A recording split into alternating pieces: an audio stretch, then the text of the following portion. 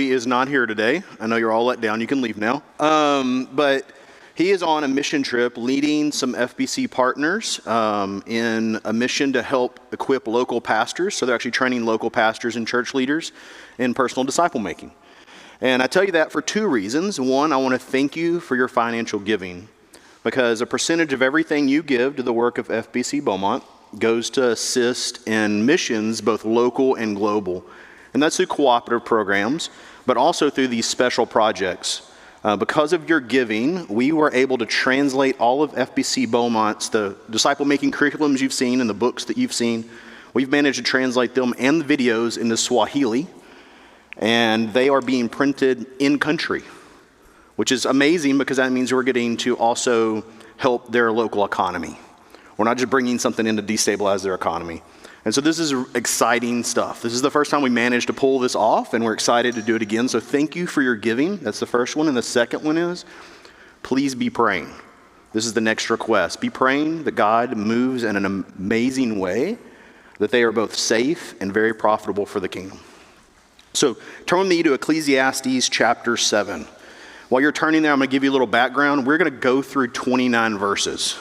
So put on your theological running shoes, buckle your seatbelt, and keep your hands and feet inside the vehicle at all times, because we've got a lot of text to cover. Ecclesiastes 7 is very interesting to me. We've heard Solomon discount wisdom, and suddenly he says, also it is good. So we're going to see that shift. Also, it's important to realize that this text is broken up, and we obviously miss this as English readers, that this text is broken up, that the first 14 verses are actually proverbs presented as a poem. We don't see any poetry in it, of course, once it's translated. Translating the Swahili was very interesting. Swahili as a language, as a dialect, is very similar letters to English, and their numeric system's exactly the same. And it's not word for word, but it's close. So I'd often be working in the files and thinking I was having a stroke because I couldn't read it.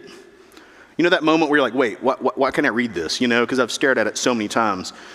Translation's interesting because sometimes things just don't come across. And poetry is one of those things we kind of lose. So the first 14 are poetic. And so just know that as you step in, this is very much, think as we discuss this, think about literature, think about storylines, think about character development. All right, so let's go ahead and dive into verse 1. It says, a good name is better than a good ointment. And we read that and think that is so weird sounding. A good name is better than a what? Like a good ointment, like a facial cream or, you know. And like, to be fair, if you've been up north and it's really dry and your skin's all cracking, like some lotion's kind of nice. But that's not what's going on here. This is a good name. And for them, this was a good character, a good reputation, a life well lived. Not to be too macabre, but I love doing cemetery history tours, if you've ever done anything like that. It's not what you probably think it is. It's a great way to understand local history, because they talk about the people, and it's that dash they spend all their time on. So the date they're born and the date they pass. They spend all this time in that dash talking through all the things they contributed. Maybe the arts, the philanthropy they did, the fields they developed, the culture, the education. This is that dash. A good name, a good character, a good reputation is better than a good ointment, better than an expensive perfume. In Mark 14, 3 through 9, we see the woman of Bethany who takes perfume, an alabaster jar, breaks it, and anoints Jesus with nard. We're actually told that nard was worth 300 denarius, which some scholars believe is an entire year's wage. And so Solomon is telling us that a good reputation, a good character, a life well lived is better than expensive perfume, far better than a year's wage. And I would say that perfume can help cover up stinkiness, right? He's saying a life well lived doesn't need to be covered up. A life well lived has nothing to hide. That a good name is better than a good ointment. This becomes an anchor text from everything from here on out for the rest of this chapter. In drama, we would call this the premise. In a screenplay, we would call it the log line. In a book, we call it the thematic statement. If you were writing a book and you said, love conquers all, right? That is a book I'm not going to read. I'm going to let you know in advance. That is every Hallmark movie, right? Where some random woman finds some prince at a flower store. Because, obviously there's just tons and tons of princes who travel to America to work at floral places, right? I mean, put flowers together, because they're always happily ever after, right? There's never any dishes or laundry in this story, right? It's total fiction. But if you wrote a book that said love conquers all, that would be your premise, that would be your thematic statement, and you would spend the rest of the narrative developing characters and situations to prove that to be true to your audience. Solomon does that, and his premise, his log line, his thematic statement is a good name is better than a good ointment. So carry that through. It says, and the day of one's death is better than the day of one's birth. Happy Sunday, right? So he says the day of one's death is better than the day of one's birth. The word better in this text is used 11 times. You will look at a series of comparisons for the next series of verses. For the next 14 verses, there'll be a comparison factor happening, and they will appear to be upside down. So he says a day of one's death is better than a day of one's birth. How could that be? But he says in verse 2, it is better to go to a house of mourning than to a house of feasting. That inebly says that it is better to go to a funeral than it is to go to a buffet. And I have been to many funerals and many buffets, and I would say I prefer the buffet. I've discipled a couple of college guys, and one of our favorite things to do is to not eat for the entire day and then to go to sushi masa. And then we send people pictures of the 67 pieces of sushi we ate. And then the next day, you're sick and feel horrible and you smell like fish oil, right? But you're like, I'm like, I don't know if I can take one more, So this is kind of a joke we play and something we enjoy doing. Like a house of mourning is better than a house of feasting. This is because that is the end of every man. And he's about to answer why this is. Hebrews 9:27 says, appointed unto man to die and then judgment. I don't know if you know, but every one of us will die. I don't know if you missed that part of, science class, right? Or philosophy or theology. But we're all going to die, and there will be judgment. The only two people that didn't die is Enoch and Elijah. I think Enoch gets the short end of the stick. It says he just went to be with the Lord, but Elijah got to ride a fiery chariot to heaven. I feel like that is so cool. This is so cool, right? Enoch got the short end of the stick. I don't know if, did he have to ride a fiery bus? Did he just get transported? I don't know. I think it's just unfair. But it says, here's the answer to why this is. Why is it better to one's day of death better than one's birth? Why is it better to be in a house of mourning than a house of feasting? His answer is, and the living take it to heart. The living take it to heart. It's awareness of one's mortality. The entirety of this text is about being a good name. That a good name, a character, is better than perfume. And here's the thing. I don't know if I've ever been to a funeral in which I didn't see people examining their life. Some of what we're mourning certainly is the loss of someone, but we're also sometimes mourning the potential loss of ourselves. The realization that we too will be in that casket. That our life too will be summarized by a dash. And the mourning often is what we haven't done, or what we have done. I sure wish I hadn't done that. And he says that, and the living take it to heart. They are very aware. In verse 3 it says, sorrow is better than laughter. For when a face is sad, a heart may be happy. Verse 4, the mind of the wise is the house of mourning, the house of sadness, while the mind of the fool is the house of pleasure. Again, he's doing this comparison, right? He's comparing things, comparing and contrasting. The human mind, by nature, is a differential engine. You're looking at me like, what? Philosophy proves this to us. We spend all of our time comparing things. If you had never had hot cocoa, but you had had coffee, you would probably compare the two.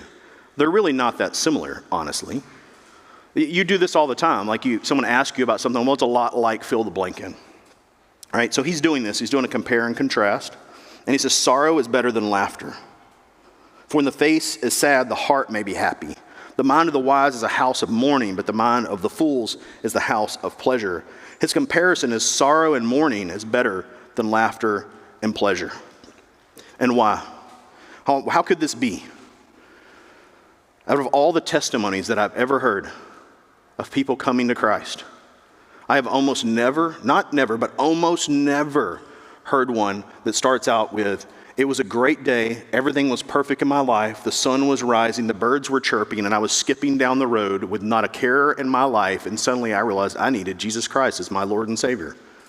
I've almost never heard that testimony. I'm not saying it doesn't exist. Some people are far smarter than those of us that had to be broken over and over and over again and ground into powder, right? And then rehydrated and broken again. Some of you are laughing because your testimonies fit in that same narrative. The reality is most testimonies start out with there I was, I had nothing. I was frightened, afraid, and alone, broken in every way, mourning and questioning the purpose of my existence. And then Jesus met me there, right? So why is sorrow and mourning better than laughter and pleasure? Because we become very aware of our need for God in those spaces. I have almost never seen someone come to faith at a birthday party. I have many times seen people come to faith at a funeral. He goes on, and he talks about the fool, by the way. Between Ecclesiastes and Proverbs, Solomon will use the word fool 77 times. I looked them all up, by the way, because I'm obsessive and I like doing that stuff. And out of those 77 usages of the word fool, here are the characteristics that I found to be consistent. They lie. They're rash with their speech. They talk big. They're lazy, lacking work ethic. They're self-destructive, superficial, lack self-awareness, and actually lack practical skills. This is what Solomon perceives to be a fool. And he continues to use it throughout this text. We say, while the mind of the fool is a house of pleasure. The mind of the fool is Hotel California, right? Goes on in verse 5, it says, it is better to listen to the rebuke of a wise man than for one to listen to the song of fools. He's doing a comparison here. It's better to listen to the rebuke of a wise man. How many of you just love getting set down and like unpacked lunch on? You know, like someone just giving you both barrels at one time. It's just the best, isn't it? But here's the cool part. If they love you and it's wise counsel, it may be one of the best days of your life. I have many times taken both barrels from someone who loved me. And yes, it did hurt, but I walked out different. Why? Because the best part about being wrong is that you don't have to be wrong tomorrow. Right? Tomorrow's a new day. I don't have to be wrong anymore once I'm aware of this. So good counsel, right? Correction. It is a difficult truth than to listen to the songs of the fools. What is a song of a fool? Well, it's flattering, it's enticing, and it's hype. I have a difficult time with people that tell me only good things about me. One, because I know myself. Two, because they have to be trying really, really hard. And three, because that can't all be true. You can't always have good things to say, because there's got to be some negatives in there. That the song of the fool is flattering, enticing, and hype. He goes on and says, for as the crackling of thorns, in verse 6, for as the crackling of thorn bushes under a pot, so is the laughter of the fool. This was a fun one to do some study on. What is the crackling of thorn bushes under a pot? Well, you cooked breakfast this morning, if you cooked breakfast this morning. Maybe you went through a drive-thru. Somebody cooked your breakfast this morning, and it was cooked probably over natural gas or electric induction, right? So some kind of heat source that those of us who love to cook are looking for consistent heat, right? That's important. A thorn bush burns a lot like a stack of leaves. You would never think about cooking over a stack of leaves. Why? Because it flashes really big, it makes a lot of noise, it puts off a lot of smoke, and then it really doesn't do anything. And thorn bushes are like that. So thorn bushes burn very hot and very fast. They make a lot of noise. It's a lot of wow factor and then no completion. And he's comparing the crackling of a thorn bush to the laughter of a fool. That the laughter of a fool, the joy of a fool, is flashy and big, crackles and makes a lot of noise, and has no carry through. It can't finish cooking the food. Not only that, but some plants that are thorny are also generally toxic. I have a personal experience in cooking over a toxic plant in Utah, and let me tell you, that was a life experience changing reality. I nearly dehydrated on my way out because I couldn't keep anything down. Some of these plants, if you cook over them, the toxicity from them carries through in the smoke and gets in your food.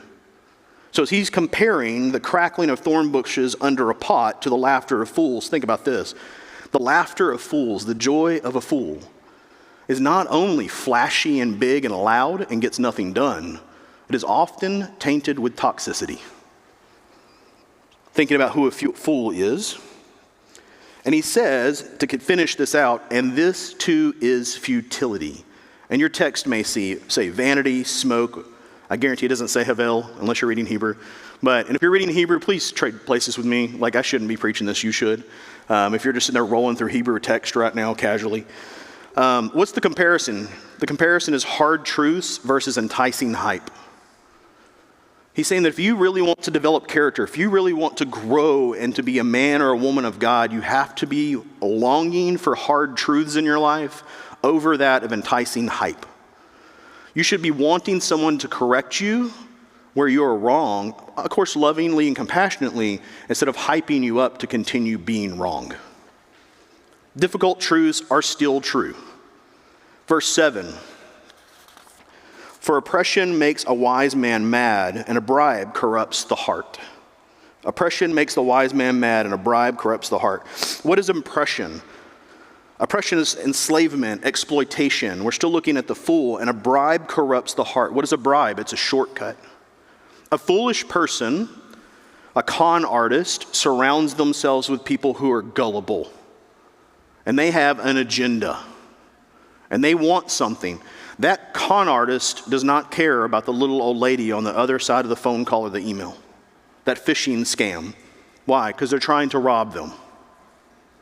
And I would say this, that in my life I have learned, I am a maker, a videographer, photographer, web designer, that kind of thing. And I have many times been duped by the fool. And I say that for this reason, not conned, but taken advantage of. And the longing to have a friend, and the longing for someone to be nice to me, and the longing, the thing that we are all built to desire, which is community. I have many times helped people finish projects, and then when the project was finished, I'd call them and suddenly they were too busy. If you're a builder, a maker, you're a welder, a fabricator, an auto mechanic, a builder, a home construction person, you have felt this pain before. Right? You think this person's your friend, and you finish the project and they're nowhere to be found. Right? There's a bit of oppression makes a wise man mad, and a bribe corrupts the heart. If the fool can't get what they want through manipulation, they'll attempt to bribe you. In 8, it says, the end of the matter is better than its beginning. The end, the finish, is better than the beginning. Why would that be? Well, the point of any project, hopefully, is not to just finish it, but to grow while doing it, to be developed by it.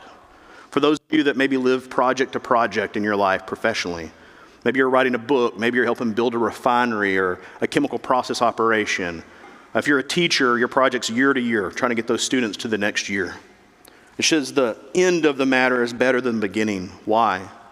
Because the end of the matter, you can look back and see all the things you've learned and all the places you've grown. We're talking about character development. It goes on, it says, patience of spirit is better than haughtiness of spirit. That good character is better than a good show. I think of The Wizard of Oz. The Wonderful Wizard of Oz was published in 1900. It was the first successful American fiction novel.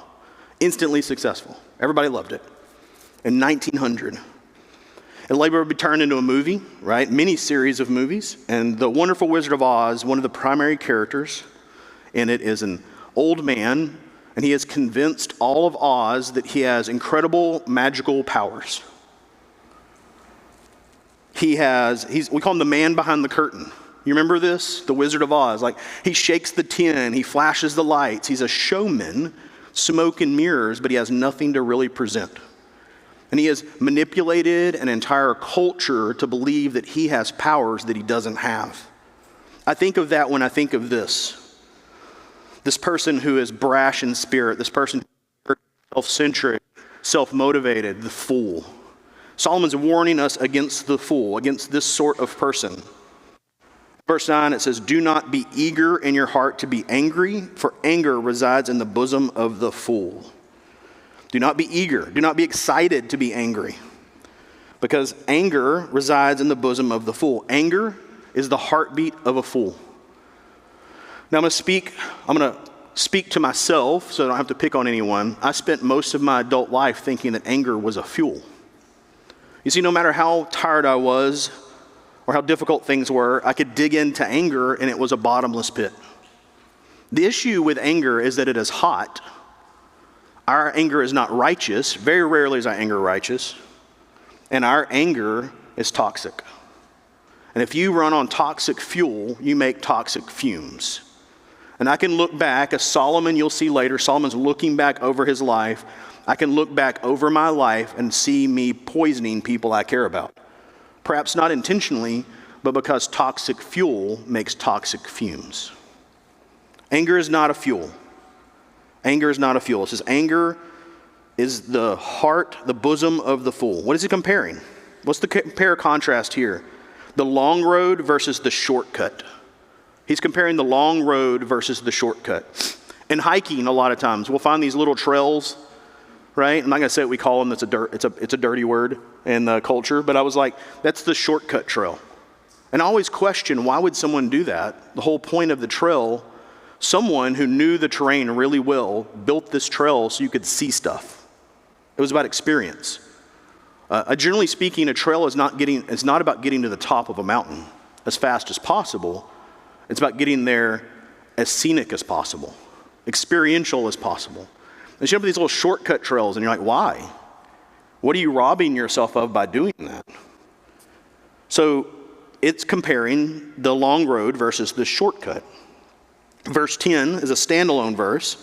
It says, do not say, why is it that the former days were better than these? For it is not from wisdom that you ask about this. He says, don't look back and think it was better back then, because it wasn't. Today is today and tomorrow is tomorrow. Israel did this, right? They leave Egypt and they look back and like, we had it so good in Egypt. It's like, bro, you were a slave. You did not have it so good in Egypt. Your blank here is adversity clarifies perspective. Adversity clarifies perspective. All of these compare and contrast are adversity, difficulty, right? So embracing difficulty clarifies perspective. It gives you a better view. I think of C.S. Lewis's book, The Voyage of the Dawn Treader. In The Voyage of the Dawn Treader, this character Eustace, this young man who's selfish and self-centric, arrogant, difficult to be around, he is problematic throughout the entirety of the story in the earliest parts. And he ends up in a dragon's lair. This is fictional, obviously. He ends up in a dragon's lair.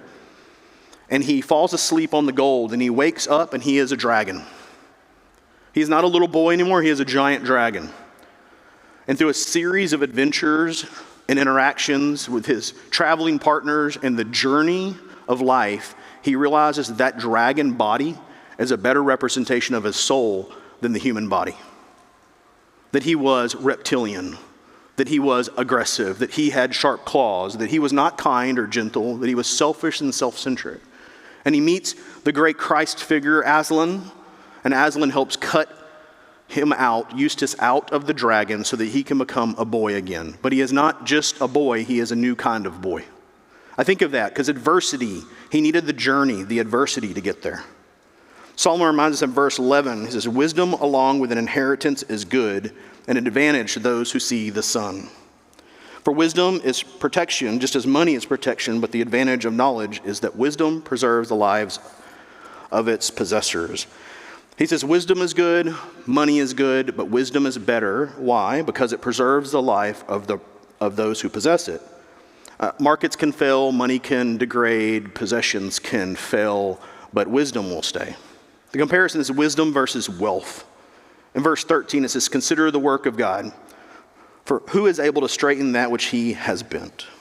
Verse 13, it says, consider the work of God, who is able to consider that which he has bent? I think a lot of times that we are attempting still today to right wrongs that are not ours to right. He is basically saying, acknowledge the sovereignty of God. Just be aware. Genesis chapter 3, we were kicked out of the garden. Why? Because we sinned. And thorns and thistles showed up. And I think mosquitoes, because they're highly unholy in my opinion. And we are attempting to fix with our own power that which only God can through the gospel and the resurrection of Jesus Christ. So he's saying, Consider the work of God who is able to straighten that which he has bent. 14, in the days of prosperity be happy, but in the days of adversity consider God has made the one as well as the other, so that man will not discover anything that will be after him. He says, in the days, in good days, man, be joyful, and in bad days, consider that God makes both days, that rains on the just and the unjust. I think of Job 2:10, where his wife is telling him to just curse God and die. I'm going to tell you what, if you call me and we need a marriage counsel and your wife tells you to curse God and die, we're camping out there for a while, right? This is not going to go well for any of us. And Job doesn't. His answer is, shall we indeed accept good from God and not adversity? Wisdom acknowledges God's sovereignty, that God is in control of all things, that he is good and he is for you and he is not against you. Ecclesiastes, we shift now from poetry in 15 to an autobiographical reflection. Solomon is giving us a mind's eye into his life. Verse 15, I have seen everything during my lifetime of futility. A lifetime of futility. Solomon is the wisest man, biblically the wisest man to ever live. He has turned deserts into gardens. He has shifted economics in such a way in Israel that gold is as common as rocks. And he calls his life my lifetime of futility. He's looking back and he says, there is a righteous man who perishes in his righteousness. There's a wicked man who prolongs his life in wickedness. He's saying, what good is there? And what he is saying is that he's staring at the short view. See, in the long game, it all comes out in the wash. Too often we look at how could God do that good thing to that bad person and that bad thing to that good person. And it's like the reality is God is working complex narratives. God's story is not linear like ours. His pen to paper doesn't write one narrative of one person and one culture and one demographic and one timeline. He is writing all narratives of all people in all places simultaneously, interacting with one another, amalgamating with one another, and writing a beautiful story. And at the end of that story is Jesus. Every knee will bow and every tongue will confess. Hear that. When we say that, we are looking at the short view and we're playing God. And in 16, do not be excessively righteous. Do not be overly wise. Why should you ruin yourself? Do not be excessively wicked and do not be a fool. Why should you die before your time? This is one of those moments, again, where this is written to a Hebrew audience. And our vocabulary is limited in English compared to theirs. A lot of people say that Solomon's telling us to be moderate. Don't be too good and don't be too bad. Just be lukewarm. But does that not sound very much against the New Testament and the Bible? And since the Bible doesn't contradict itself, we must step back and think, maybe there's more to this. So what you understand is when you look at do not be excessively righteous, in Hebrew, this is a reflective verb. What it is saying is do not see yourself, reflective like a mirror. Do not see yourself as excessively righteous or overly wise. He is warning against hypocrisy. Solomon, thousands of years before, is warning against what the Pharisees will become. Whitewashed tombs. Like a mausoleum, beautiful on the outside, wonderfully landscaped, peaceful in appearance, but nothing but a space for dead bones. This is the heart of those who are hypocritical, those who are overly self-righteous, right? Those who perceive themselves as wise. He's warning against this. Why ruin yourself? Do not be excessively wicked and do not be a fool. Why should you die before your time? Is it good that you grasp one thing and also not the other? Or one who fears God come forth with both of them? He's saying, why not have righteousness and wisdom simultaneously? You can have righteousness and wisdom. Your blank here is perspective. Perspective stabilizes the soul. I think of the Lord of the Rings, J.R. Tolkien's great work where Frodo Baggins, right, takes the ring of power to Mordor. And it always kind of drives me bonkers when people are like, well, why didn't they just take the eagles there? I'm like, that's bad storytelling for one. 2, the mountain ridges, and 3, because they needed to develop the character to dispose of the ring. They barely pulled it off anyway. The journey helped them change, trust one another, know one another, and grow in character to the point they could finally let go of that ring.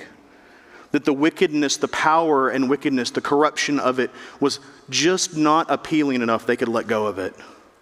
They would not, if they took a shortcut, they would have not been who they needed to be to destroy that thing. And I would say too often in our lives and in the church, we're looking for shortcuts. Hey, how do I get holy fast? That's not real. I would like a 2-step process to sanctification. What? No. Get on the road to Emmaus and walk with Jesus. Stop looking for shortcuts. It's about the development of character. A good name is better than what? Perfume, all right? And 19, wisdom strengthens a wise man more than 10 rulers who are in a city. Indeed, there is not a righteous man on earth who continually does good and who never sins. Solomon hadn't met Jesus yet, so there's that. And 21, also do not take seriously all words which are spoken, so that you will not hear your servants. For you also have realized that you likewise have many times cursed others. He's saying, look, don't pay attention to gossip. Ignore gossip, don't worry about it. James 3:5 says, the tongue is a small part of the body, but it makes great boast. And 23, it says, I tested all this with wisdom, and I said, I will be wise, but it was far from me. That he worked the equation, but he couldn't figure it out. And what has been is remote and excessively mysterious. Who can discover it? I directed my mind to investigate and to seek wisdom and explanation, to know the evil of folly and the foolishness of men. He said, I tried everything to understand, and then I thought, I'll just remove the safety features. I want to understand, I'll remove the morality. I'll just start using drugs and alcohol. I'll use the worst, wickedest things. Maybe I can understand then. And in 26, he says, and I discovered more bitter than death, the woman whose heart is a snare and a nest, whose hands are chains. 1 Kings 11:3 says, 700 wives, princesses, and 300 concubines. Solomon did not trust his heart to the Lord, but he gave it out to every beautiful woman he could find. He broke all the rules. He broke the morality. He did not trust after God.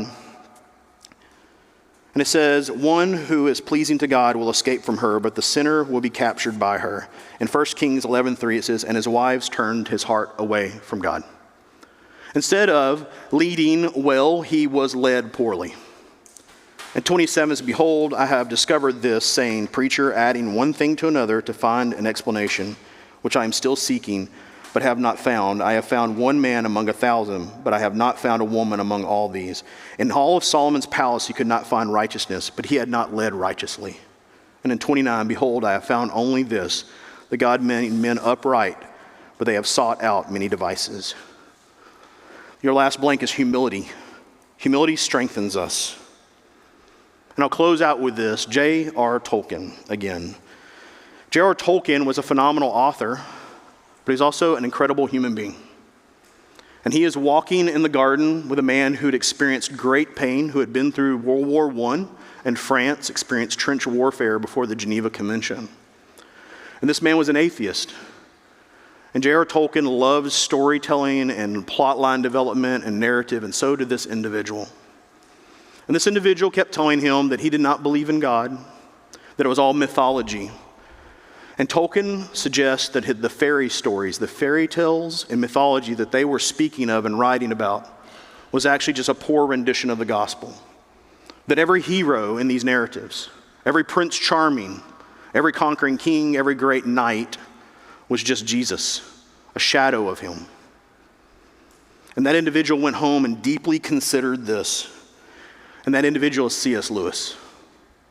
And C.S. Lewis came to faith because J.R. Tolkien, the guy who wrote Lord of the Rings of all things, shares the gospel with him. And I tell you this, it is about the development of character because it is better than perfume. It is better than covering our sin with something that smells good, but something below it is disgusting. To live a life that is glorious and gracious in the Lord Jesus Christ through both our belief and our behaviors. That your ministry, your mission field is where your feet are at, in your workplaces, in your schools, in your places of hobby. And I would encourage you to put pen to paper and to begin to write a narrative, a storyline that shows character over shortcuts, character over foolishness, character in Christ over all of these things. That we as followers of Christ are not just saved to be saved. We have a commissioning and a calling to make disciples of all nations. And in Kenya right now, I don't know what time it is. There's time zone stuff. That gets so confusing. They had to take like 4 different airlines to get there because of the current geographical issues, right? But in Kenya, at some point today, our mission team will be sharing the gospel and living out the gospel. And I would encourage you are part of our mission team. And our mission field is Beaumont, Texas, and the surrounding area. So I encourage you to go out on mission and to write a narrative that causes people to realize that Jesus is the hero of their story. Because you will find them in low, broken places, probably not skipping on a road singing a great song. You'll find them in low, broken places as low, broken people, and you can show them that Jesus is the hero. Let me pray over us. God, I thank you for today. I thank you for your people. God, I thank you for your word. God, you're so good, and your ways are so good, and let us be a representative of that. God, let us honor you in what we say and do. In Jesus' name I pray, amen. All right, I'm going to encourage you, get out there, write a story, and go be the church.